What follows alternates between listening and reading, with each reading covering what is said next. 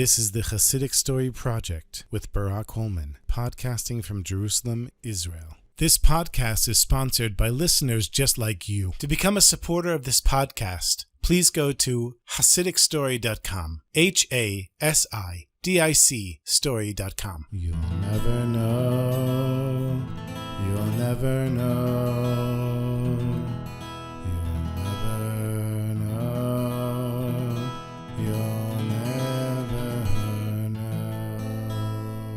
Reb Meir, the great-grandfather of Reb Hillel of Paritch, had a dear friend named David that he studied with when they were young boys. And the two of them studied all the way up until they got married. And then they were supported by their wealthy father-in-laws, as was the custom back then. They continued learning even after they were married. And after some years, one day, Reb David disappeared. Rumors were that he had been kidnapped by what was called the sect, which was the Hasidim of the Baal Shem Tov back then. They were considered outcasts, and if somebody had gone from being a great Torah scholar in a wealthy home to becoming a Hasid of the Baal Shem Tov, it was a disgrace back then. And when Reb David's wealthy father-in-law found out that his son-in-law had left to become a Hasid of the Baal Shem Tov, he went to his daughter and he pleaded with her to convince her husband to leave this crazy idea of being a Hasid. But the daughter knew that her husband was a great tzaddik and a holy man, and she told her father, "I'm sorry, father, but I'm not leaving him, and I'm not convincing him to leave the Baal Shem Tov either." And the father said, "If that's the case, then I'm disowning you, and I'm not supporting you anymore." And even though she had never lived in poverty her whole life, Reb David's wife accepted her fate and tried to accept her troubles and afflictions with joy. One day, two people showed up in a wagon, and they said to her, "We're taking you and your children." She said, "Really? What's going on here?" And they said, "Your husband has been made the rabbi of Nikolaev." And so she packed up everything and went to join her husband in Nikolaev, where he was the new rabbi. In the meantime, Reb Meir's father-in-law passed away and left him the business, and now he was spending half of his time learning Torah and the other half working in the business. And it happened that one day he was traveling far away to a fair to buy merchandise in a far-off city, and he was staying at a kosher inn, and he saw there was a group of people that were very excited. And he said to them, "What's going on? Why are you guys so happy?" They said, "You don't know? Reb David of Nikolaev is here." He said to himself, "Wow, my old friend Reb David, he's staying here in the inn." So he said to the people there, "Where is he? Where's his room?" They pointed to his room. They said, "But the Rebbe is davening. Don't bother the Rebbe." But he went straight upstairs, knocked on the door, and as soon as Reb David saw his old friend Reb Meir, they gave each other a huge hug. Patted each other in the back. "So great to see you, my friend. And you too. Shalom Aleichem." They're so happy to see one another. So Reb Meir says to Reb David, "Tell me, my sweetest friend, it's been so many years, and you just disappeared on me. What made you go see the Baal Shem Tov?" And Reb David told Reb Meir, he said, "I'm sure you remember back in those days we used to learn together, and we learned day and night, and we came to the conclusion that even though we were learning all the time, we didn't feel like we were really learning Torah for its own sake. We were learning it for our own intellectual satisfaction. And I heard that the Hasidim of the Baal Shem Tov knew how to learn Torah truly for its own sake. And so I had to go see what they were doing." And Reb Meir said to Reb David, "But my friend, you left me. You didn't even tell me you were going." And Reb David said, "I was afraid that if I told you, you might convince me not to go, and then neither of us would go." So Reb Meir said to Reb David, "Tell me one more question, please. Okay, so now I know why you went to the Baal Shem Tov, and why you didn't tell me about it. But what made you stay by the Baal Shem Tov? What's so special with the Baal Shem Tov?"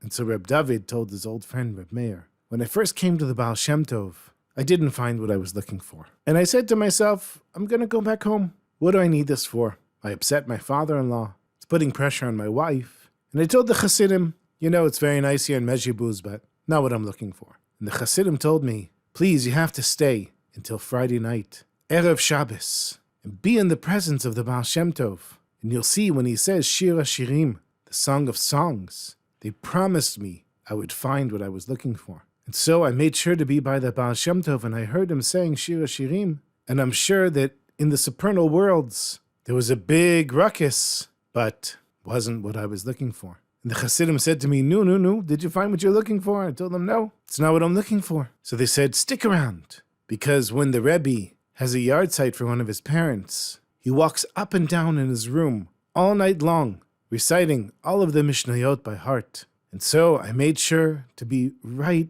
in the Rebbe's room. I hid in the closet, and I heard the Rebbe all night reciting Mishnayos. But it wasn't what I was looking for. And the Chassidim told me that if I waited the next day, all day long the Baal Shem Tov fasted, and then that night he made a special meal for all the elder Chassidim, and they shared the deepest secrets of Kabbalah. And if I was at that meal, they guaranteed me that I would find what I was looking for, because it's impossible that he wouldn't draw out my neshama, my soul, from the deepest, darkest places. But they warned me, everyone who goes to that meal and isn't prepared, they fall asleep at the meal. So you make sure that you get a lot of sleep and you don't fall asleep, because if you do, you might blow it. At the meal, the Baal Shem Tov was sitting at the head of the table. All the Chassidim were around him, and he started explaining the Kabbalistic meditations behind dipping in the mikveh.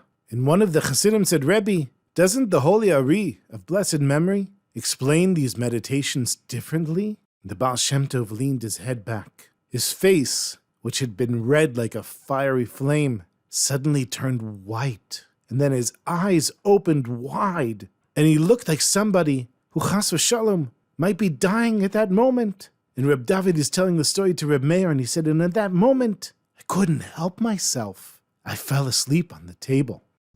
Even though I had taken a long nap and slept the night and drank 4 cups of coffee before the meal, as soon as the Baal Shem Tov did that, I fell asleep and I couldn't help myself. As soon as I closed my eyes, I was transported to a city far from here, and I saw that people were running in one direction.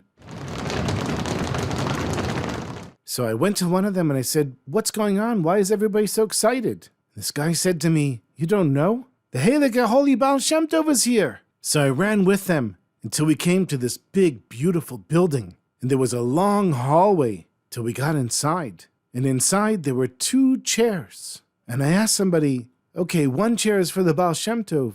Who's the other chair for? And they told me, it's for the Arizal. It's for the Holy Ari. Now the Ari passed away in 1572, and the Baal Shem Tov in 1760. So they were 200 years apart. So Reb David said, I got as close as I could to the Baal Shem Tov's chair. And as soon as I reached there, he started talking about the Kabbalistic meditations of dipping in the mikveh.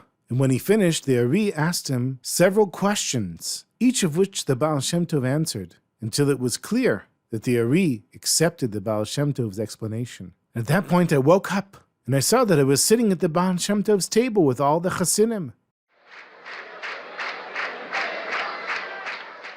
And the color was returning to his face, and it was becoming fiery red again. And he started giving over his discourse, his drasha, and the meditations of the mikveh. And again, that same Hasid said to him, Rebbe, doesn't the Ari of blessed memory explain these meditations differently? And then the Baal Shem Tov turned to me, and he said, David, stand up and tell everyone what you saw. And at that moment, the Baal Shem Tov captured my soul. When Reb Meir heard these words from his old friend Reb David, he sent his assistant back home with all the merchandise and went straight from the fair with his friend Reb David to see the Heilige Baal Shem Tov. And within a few years, Reb Meir had become one of the closest Hasidim of the Heilige Baal Shem Tov.